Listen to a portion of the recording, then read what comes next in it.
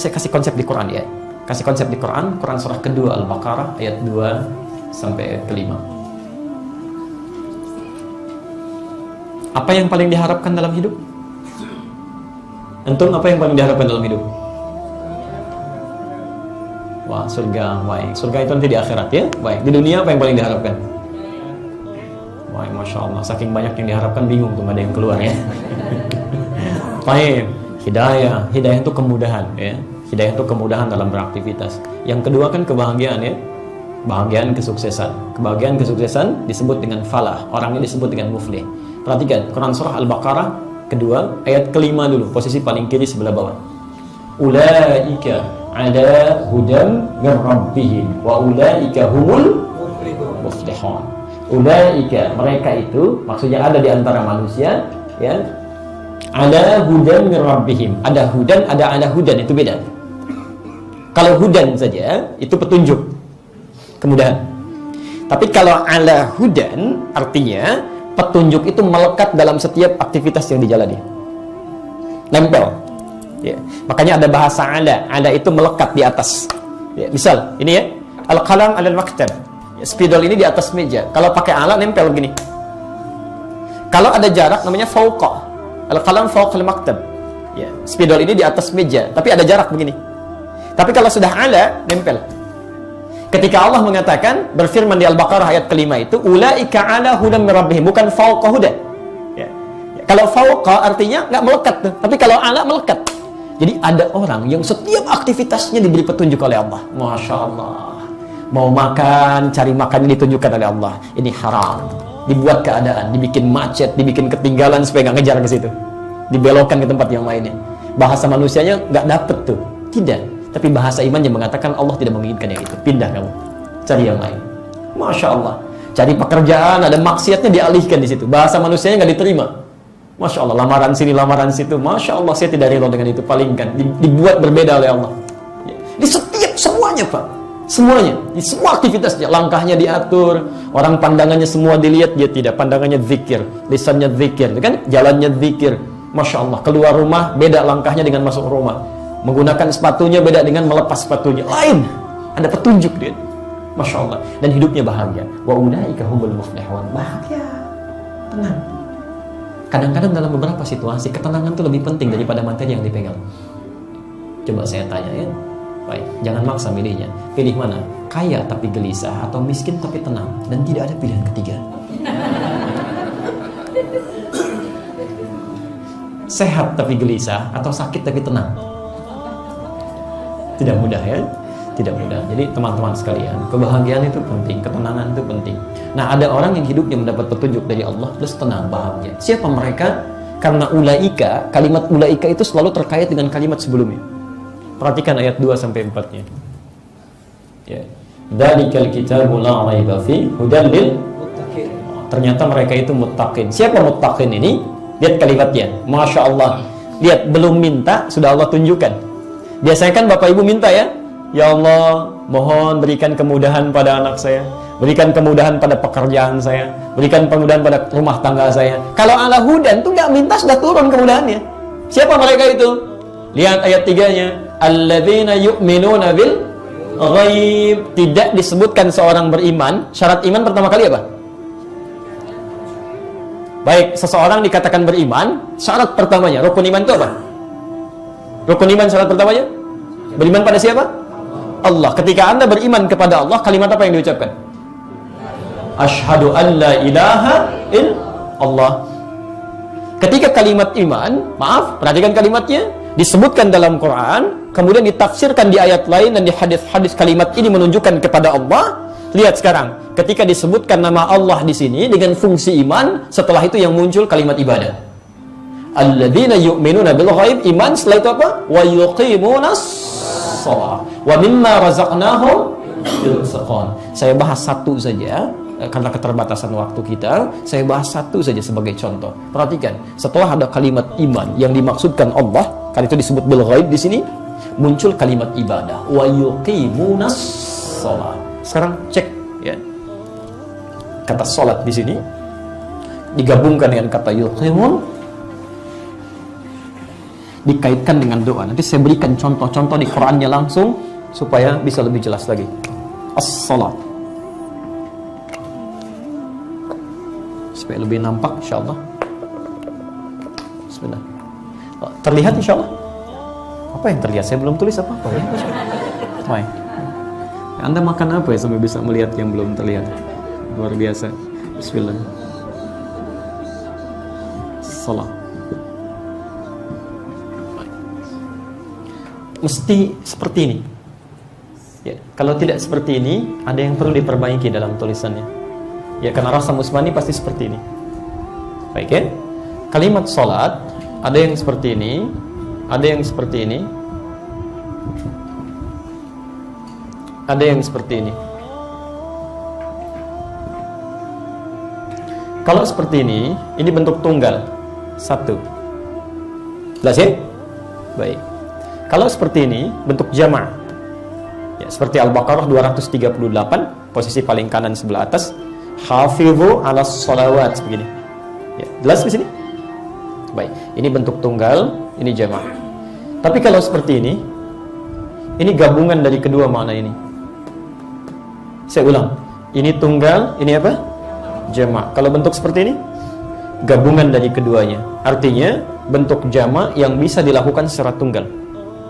Ya, bentuk jama' yang bisa dikerjakan secara tunggal. Baik, sholat itu kalau tidak berjamaah, kalau tidak bisa berjamaah, maka sholatnya sendirian kan? Baik, sekarang perhatikan, kalimat sholatnya berbentuk jama'. Jama' itu satu atau dua? Dua? Bukan, banyak. Baik, banyak. Apa artinya? Ternyata Masya Allah, sholat yang dimintakan kepada kita untuk dikerjakan ternyata bukan satu, bukan dua, lebih banyak. Semakin banyak Anda bisa meningkatkan sholat sesuai dengan ketentuannya, maka semakin cepat Allah memberikan rahmat kepada kita. Semakin banyak Anda meningkatkan kuantitas ibadah, semakin cepat Allah mengabulkan doa kita tanpa harus kita lengkapkan. Bahkan saat terfikirkan dia bisa dikabulkan. Baik, sekarang saya mau tanya, sholat yang kita kerjakan dalam sehari berapa waktu? 5. Berapa rakaat? Masya Allah, usia sampai segini masih 5 waktu juga. 17 rakaat juga. 5 waktu itu, 17 rakaat, itu rakaat standar. Anak kecil pun yang 7 tahun, 17 rakaat juga. 5 waktu juga. Ada anak 7 tahun mengerjakan sholat 17 rakaat. Anda diberikan 70 tahun masih 17 rakaat juga. Anda butuh berapa tahun lagi untuk meningkatkan dengan menambah sunnah-sunnahnya? Baik, yang standar berapa rakaat tadi? Tahu dari mana? Quran surah ke-17 ayat ke-78. Ini semua harus dijaga. Di Quran surah kedua ayat 238. Waktu spesifiknya di Quran surah ke-11 ayat ke-114. Ini yang 5 waktu.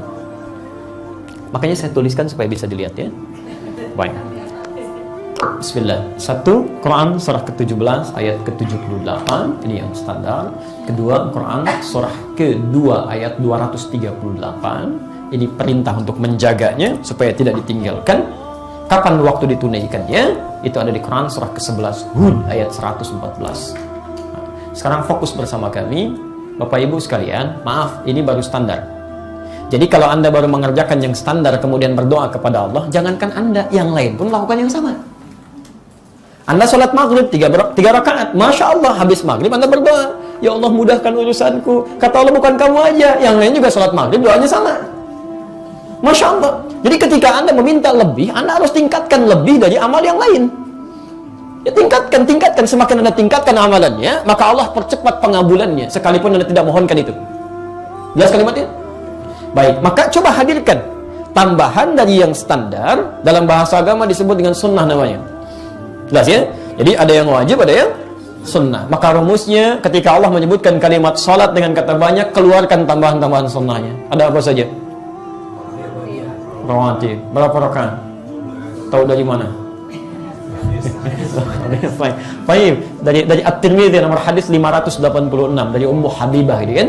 Beliau menyampaikan qala Rasulullah sallallahu alaihi wasallam, "Man shalla 12 rak'atan." Siapa yang salat 12 rakaat fi yaumin wa lailatin, mengiringi salat fardunya siang dengan malamnya. Apa saja itu? Arba'an qabla dhuhri, 4 rakaat sebelum zuhur. Baik, rak'ataini ba'dah, 2 rakaat setelahnya 6, rak'ataini ba'dal maghrib, 2 rakaat setelah maghrib 8, rak'ataini ba'dal isya, 2 rakaat setelah isya 10, rak'ataini qabla subhi, 2 rakaat sebelum subuh. Berapa jadinya?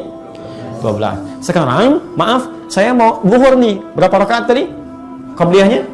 4 rakaat. Waktunya tinggal 2 menit. Berapa yang saya kerjakan? Tahu dari mana? Baik, Al-Bukhari nomor hadis 812.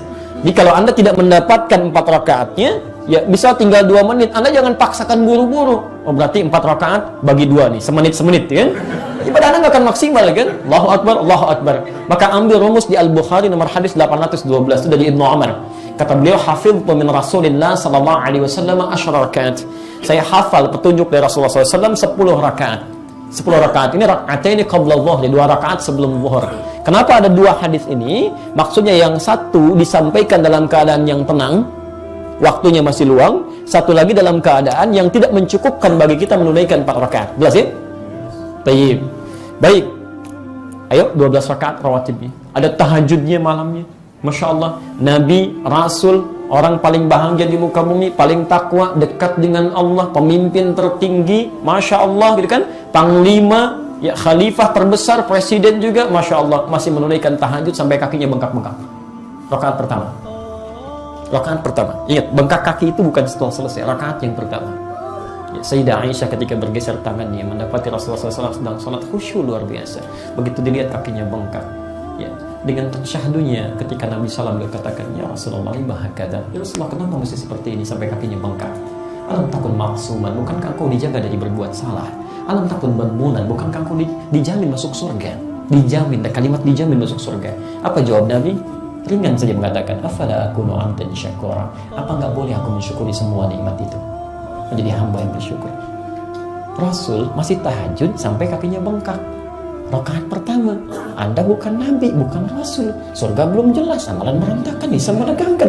Jangankan sholat sunnah, sholat wajibnya masih tertinggal. Cita-cita masuk surga, pengennya dengan Nabi lagi kan, Masya Allah. Ya, amalnya ada di mana gitu kan? Ini jadi masalah di sini dia. Teman-teman sekalian ini tidak mudah ya, tidak mudah gitu. Tapi makanya kita harus tingkatkan, maksimalkan gitu kan. Pernah Hudzaifah Al-Yamani dengan Abdullah bin Mas'ud ingin meniru itu, ingin bermakmum di belakang Nabi. Kenapa sampai luar biasa katanya, lama berdirinya.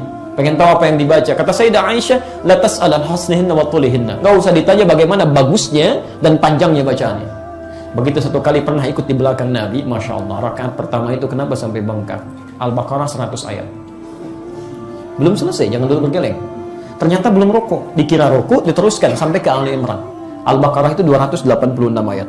Ali Imran 200 ayat. Dikira akan rukuk sampai ke An-Nisa 176 ayat. Baru di situ kemudian beliau rukuk 5 juz 4 halaman. Nabi Rasul, surganya jelas 5 juz 4 halaman. Rakaat pertamanya sampai bengkak kakinya. Besoknya Abdullah bin Mas'ud dan Hudzaifah Al-Yamani tidak ikutan lagi.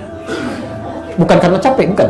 Kata Abdullah bin Mas'ud, saya selalu menduga kapan Nabi rukunya. Kayaknya sekarang. Bukan, kayaknya sekarang. Tidak jadi. Saya khawatir tidak khusyuk pada diri saya, kata beliau. Sahabat biasa, lama biasa, gitu. Cuma menduga kapan Nabi akan rukunya. Di poinnya teman-teman sekalian, Nabi saja itu menambah ibadah. Masa kita yang bukan Nabi enggak? Dan apa poin di balik ini? Ketika Anda bisa meningkatkan ibadah, perhatikan. Semua Nabi dan Rasul orang-orang soleh yang disebutkan di Quran, itu Masya Allah, ketika punya persoalan, mereka meningkatkan ibadahnya. Ya. Sekarang saya kasih satu contoh saja. Nabi Zakaria. Ya. Tadi saya kasih uraian sholat kan ya? Maka contohnya pun mesti sholat lagi ya. Saya ambil sholat. Itu Nabi pun sholat.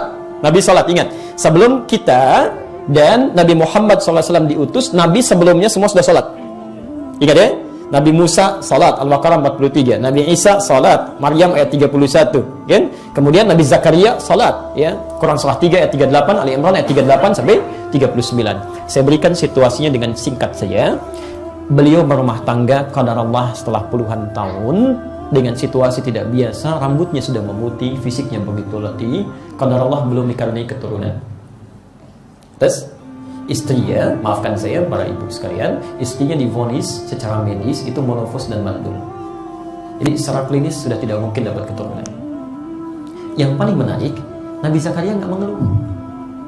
Lihat ayatnya. Ya, Anda bisa lihat di Quran surah 19 dulu misalnya kan, dari ayat ketiganya,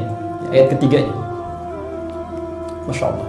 Kaf ha ya ain sad dzikru rahmati rabbika 'abdahu Zakaria. Lihat, idnada rabbahu nidaan khafiyya. Ketika beliau menyeru Tuhannya, kepada Allah memohon. Ayat keempatnya, qala rabbi inni wahana al-'azmu minni washta'ala ra'su syaiba wa lam akun bidu'aika rabbi syaqiyya.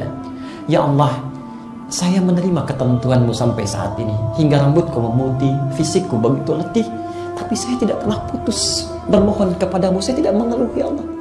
Nabi, Rasul, dekat dengan Allah, orang paling takwa, diuji puluhan tahun tidak mengeluh. Anda bukan Nabi, bukan Rasul, kenapa baru beberapa menit mengalami ujian sudah mengeluh? Ya Allah, mengapa saya? Ya memang kamu yang sanggup, yang lain tidak, gitu kan? La yukallifullahu nafsan illa wus'aha. Tapi yang paling menarik, ketika situasi itu muncul, apa yang dilakukan? Salat. Quran surah ketiga Ali Imran ayat 38 sampai 39. Beliau tunaikan salat. Dalam salat yang bermohon kepada Allah. Hunalika da'a Zakaria rabbah. Qala rabbi habli min ladunka dzurriyyatan thayyibah innaka sami'ud du'a. Di mihrabnya beliau bermohon kepada Allah, Tuhannya menyampaikan, ya Allah, lihat kalimatnya semua mengatakan saya tidak mungkin punya keturunan. Lihat rumus Quran ya, lihat rumus Quran yang pertama. Semua mengatakan tidak mungkin saya dapat. Maka saya hanya bermohon kepadamu sekarang saja ya Allah. Hanya bermohon kepadamu saja ya Allah. Hanya Engkau yang dengar doa saya. Kalau pada yang mendengar saja tidak bisa mengabulkan, lantas kepada siapa lagi saya mesti mengeluhkan, memohonkan? Allahu Akbar. Lihat kalimatnya. Jadi ada rumus di Quran, kalau semua orang sudah mengangkat tangannya, hand up, mereka katakan ini nggak bisa bro, ini nggak mungkin Pak. Ini kata Quran tanda pertama bahwa Anda diminta segera bermunajat kepada Allah. Tinggalkan makhluk karena Allah yang langsung memberikan kepada Anda tanpa perantara. Karena itu jangan buang-buang waktu. Ada pekerjaan sulit, semua orang mengatakan tidak, langsung kepada Allah. Itu pertanda itu. Sudah diarahkan. Yang paling menarik ketika bermohon itu, selesai permohonannya, belum selesai salatnya, tiba-tiba turun jawaban. Lihat kalimatnya, ayat 39-nya. Fanadathul malaikatu wa huwa qa'imun yusalli fil mihrab. Yusalli fil mihrab. Annallaha yubashshiruka bi Yahya. Tiba-tiba datang malaikat menyampaikan kepada beliau, sedangkan Nabi Zakaria ini masih berdiri dalam salatnya. Maaf, belum selesai salatnya. Jadi doanya baru selesai, dalam keadaan berdiri, salatnya belum tuntas diselesaikan. Masih salat, tiba-tiba turun jawaban. Allah kasih kabar gembira, Anda akan punya anak, namanya langsung dari Allah Yahya. Hidup yang mustahil menurut manusia, lahir dari rahim seorang perempuan yang monofos dan mandul, kata Allah, tidak ada yang mustahil. Jadi dan hidup dia. Teman-teman sekalian, Nabi Zakaria salat dulu, berdoa baru dikabulkan. Kita umatnya Nabi Muhammad sallallahu alaihi wasallam sebelum sholat ditunggu oleh Allah. Mau minta apa? Lihat kalimatnya Al-Baqarah ayat ke-45. Ya, posisi paling kanan sebelah bawah. Wasta'inu bis-sabri was-salah. Wasta'inu, jika Anda punya persoalan dalam hidup, terima dengan sabar, mohonkan kepadaku saat sholat. Masya Allah. Kalimatnya wasta'inu. Ini kalimat perintah. Kalau kalimat wasta'inu dirubah ke dalam bentuk permohonan, maka berubah kalimatnya menjadi nasta'in. Nasta'in. Ya. Saya mau tanya, pernahkah kita membaca kalimat nasta'in saat sholat? Baik. Dibaca saat ruku atau sujud? Berdiri. Bukan ruku, bukan sujud, berdiri kan? Nabi Zakaria memohon saat berdiri. Kita diperintahkan sholat. Saat berdiri kita ucapkan, Iyyaka na'budu wa iya. Perhatikan. Iyyaka na'budu, ya Allah, sekarang kami hanya beribadah kepadamu. Ingat, fungsi Allah di sini terkait dengan ibadah. Di situ dicontohkan salat, kan? Ya Allah, sekarang kami ibadah hanya kepadamu ya Allah. Wa iyyaka nasta'in, dan sekarang kami punya persoalan dalam hidup, kami mohonkan solusi hanya kepadamu. Ketika Anda mengucapkan kalimat itu, hadis qudsi di Abu Daud nomor hadis 649. Abu Daud itu ada 4.800 hadis, 15 hadis qudsi. Posisi nomor kedua hadis qudsi nomor 649 dari Abu Hurairah. Saya bacakan ke ujung hadisnya, saya tutup di sini. Lihat kalimatnya. Idza qala al-'abdu, kalau seorang hamba sedang salat, lantas dia mengucapkan kalimat Iyyaka na'budu wa iyyaka nasta'in. Ya Allah, sekarang kami ibadah hanya untukmu, dan sekarang kami bermohon solusi hanya kepadamu. Lihat jawabannya. Qala Allah azza wa jalla. Maka kalimat itu dijawab oleh Allah subhanahu wa ta'ala. Hadza baini wa baina 'abdi. Ini perjanjian antara aku dengan hambaku. Ini perjanjian, dan Allah tidak mungkin mengingkari janjinya. Quran surah 3 ayat 9. Innallaha la yukhliful mi'ad. Tidak mungkin. Ini perjanjian antara aku dengan hambaku. Wali abdi, dan untuk hambaku kalau benar sholatnya, masalah apapun yang dia minta sekarang, aku akan kabulkan.